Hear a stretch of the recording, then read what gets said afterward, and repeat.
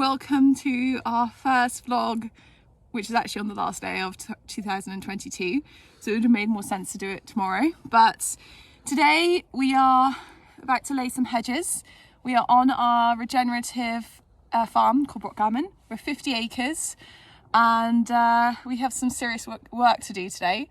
So Charlie, what are we up to? Well, Becky says it's our first vlog. I think this is actually our 5th attempt at the first vlog, as you'll see by our past videos. But yeah, New Year's resolution, same one every year. Today we are going to be laying a hedge. So I don't know if you want to pan around to the hedge.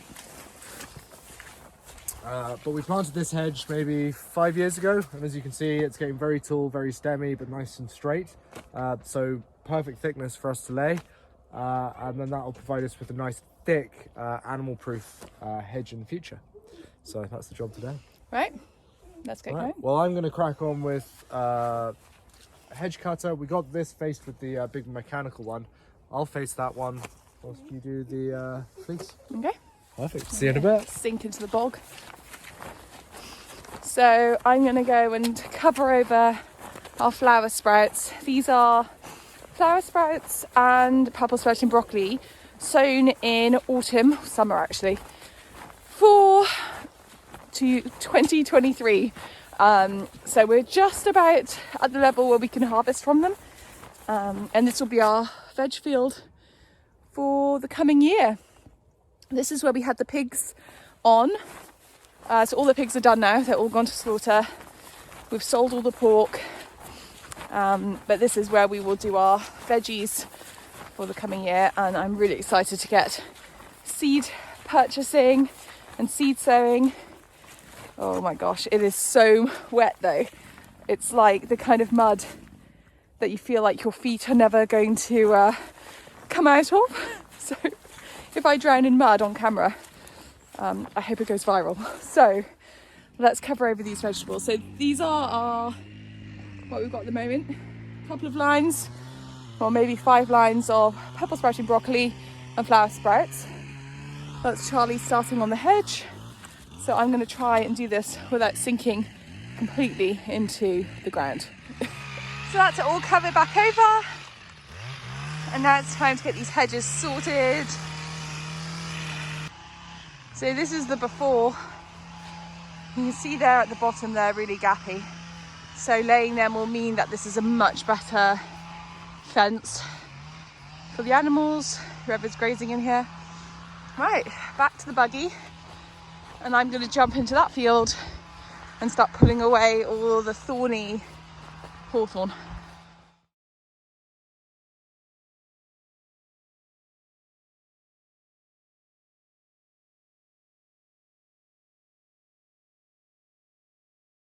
So what you can sort of see here, we're going along and we're taking off all of the side branches. That's partially to make it easier for us to work at, but also when you lay the hedge, you're basically going to cut 50% of the way through the stem. So the new growth, it can only support 50% of new growth, you know, so you need to get rid of 50% of the branches basically. You always lay uphill because the sap can only go up. So if you were to go downhill, anything below where you made the cut would die. And then when we're going, we'll cut the underside off because anything pointing down won't grow. So then you get loads of new growth going up the way.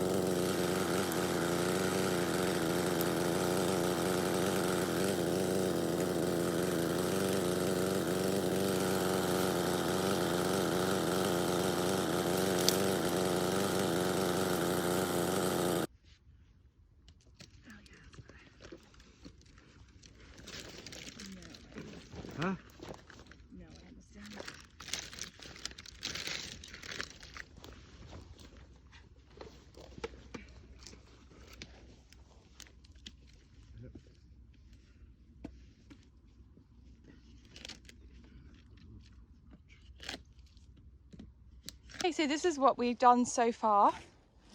You can see actually it looks better already. It looks more like a fence. So we've laid it all the way up to here.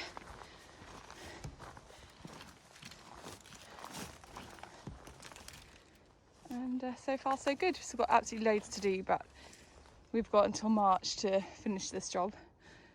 So this is a good start. And then this afternoon after lunch, we're collecting wood burning Rayburn, which we're really excited about. The joys of Facebook Marketplace. So what we do is with each little hawthorn tree, we create a notch with the loppers, and then what that does is we notch on the left hand side, and then when you push over the downhill side, and then when you push it over, it lays it over, but it still means it's connected, so it can still grow back from the base. This one's a bad one because it's splitting the wrong way, but you don't want it to split down the way because it has potential to let rot in. Yeah. And you want it to have a little hat. That one there is actually a perfect example. So that open wound is protected by that, but it doesn't really matter. Just as long as there's 50% of that stem remains attached, it supports 50% of the growth. This one's quite a thick one, so.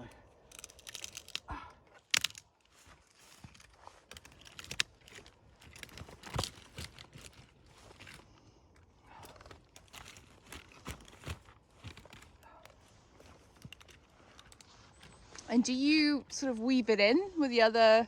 Yeah, if you can. Like this one's got a lot of spring in, so if I can hook it underneath the others, it'll keep it stuck down. Yeah. Like we're not going to win any hedge laying competitions, but yeah, the more woven it is, the more impregnable it is. Yeah. So we live on quite an exposed site, and we're very coastal, so everything does take a bit longer to grow. But this is our sort of like 7-year growth for hawthorn. And this one's grown better because it is protected by this little coppice. Yeah, we have a coppice of evergreens in here, like Christmas trees. And then the idea is with all these offcuts of the hawthorn, we can bundle those together and they'll create a great little habitat for hedgehogs, insects, wildlife. So we'll get going with that next. Hedgehogs love that sort of overgrowth. Yeah, they do. Perfect place for hedgehogs to live. So I've notched, Charlie, as far as that hedge cutter, and I'll get hedgehog homemaking. Okay, so I have almost completed a whole stretch of hedgehog homes. So we've done all along this line. I've cleared up and created these great little piles of hawthorn twigs, and that will be for all the wildlife and hedgehogs, and the grass will just sort of grow into it and it becomes a nice little place for habitat. A bit like the idea of a bug hotel, but just kind of easier to make. Charlie is cracking on literally with the hedge laying. We've still obviously got a huge amount more to do. So behind me we've got all this and around the corner. So it'll take us another, maybe the whole week. But yeah, we're almost going to finish up now for the day, and then Charlie's going to head on and go get the second-hand Rayburn. We're super excited. That's going to be part of our cottage renovations. We have a 100-year-old cottage with a 70s extension, and it's all clad in concrete and not very breathable and a bit damp. So we're looking forward to renovating it. We're a family of 4 as well, so we definitely need more space. So that's all coming in the next year. We'll try and take you along with us as much as we can for that as well. So yeah, it's starting to rain, and I think we're gonna head on in, get some lunch, and go get this Rayburn. So this is my future workshop. It's not been fixed. Got a new garage door to go on. Again, Facebook find. This is the Rayburn. I've removed the oil boiler component. That just comes out of the side. We'll put a tack weld on the inside, and that'll seal it. The air bricks have had to come out, or the stove bricks, because I couldn't get the grate in. But I don't know whether you will be able to see that. But it's got new wooden grate inside it anyway. And that's all wired up. It can be riddled. But we'll go over that on some future date. Yeah. So Rayburn for the kitchen extension. Hello everybody, I'm sitting here at my desk editing that particular video on the hedge laying, and of course I realised I didn't sign it off. So I'm coming to you from the cottage with busy little toddler in the background to say thank you so much for watching, and I hope you found that video useful and interesting. Do subscribe to carry on learning about our year on the farm. We're going to try and update you a lot more regularly this year via YouTube. So do follow along. Hopefully it'll be really interesting and fun. And yeah, give it a like, leave us a comment, all that good stuff. And we'll be back soon with another video. Bye.